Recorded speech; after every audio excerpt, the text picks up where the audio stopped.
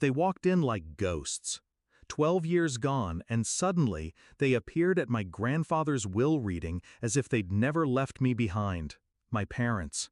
They smiled at the lawyer. They patted my shoulder like strangers rehearsing affection.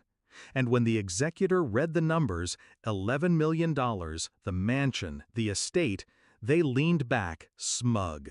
Of course, my father said, as his legal guardians, we'll manage it. My mother nodded, her hand reaching for mine as if love could be resurrected by money. They didn't notice my silence, but they noticed when the door opened, when my lawyer walked in. That's when their faces turned white. I was 6 the last time I saw them. I remember the cold air, the car pulling away, my small hand pressed against the window. They left me with my grandfather, an old man with sharp eyes and little patience. He wasn't gentle, but he was present. He raised me when they couldn't be bothered. He taught me to play chess, to hold my cards close, to never mistake blood for loyalty.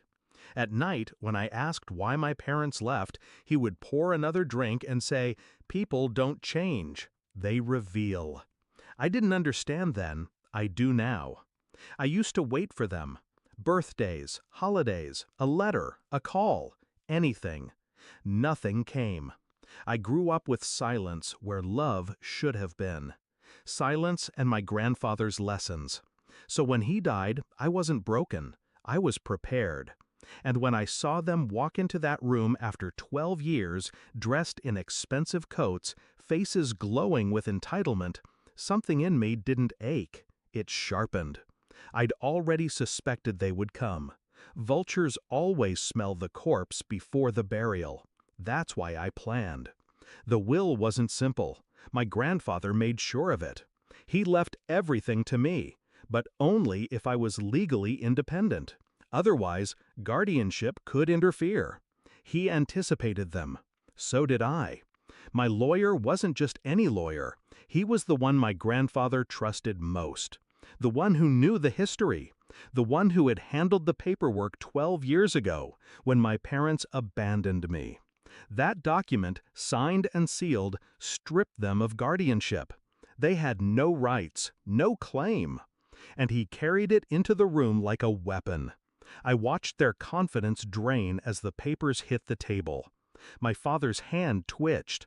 My mother whispered my name like a plea. The lawyer spoke clean, sharp words. "You relinquished guardianship 12 years ago. You have no standing here. None."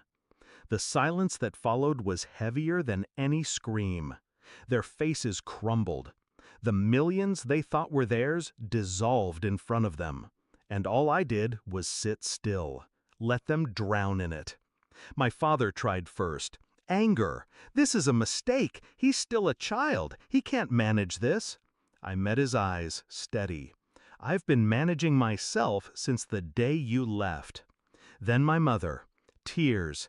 "We had no choice back then. Please, you must understand." I cut her off with the faintest smile. "No, I finally do understand."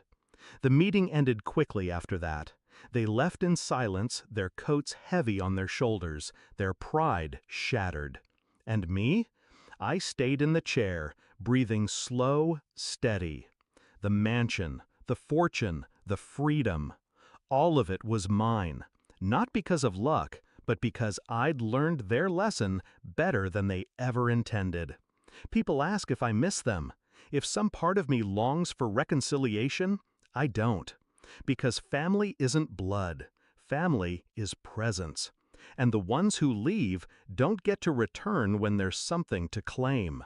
They abandoned me once. I abandoned them forever. When I walk through the halls of the mansion at night, I sometimes hear my grandfather's voice. People don't change. They reveal. He was right. They revealed themselves 12 years ago. I revealed myself at the will reading. Not broken, not abandoned. Prepared. And when the door closed behind them, leaving me in that room of silence, I finally understood something else. Revenge doesn't always need fire. Sometimes it's just a document, a lawyer walking through a door, a truth laid bare, and the look on their faces when they realize it will never be theirs.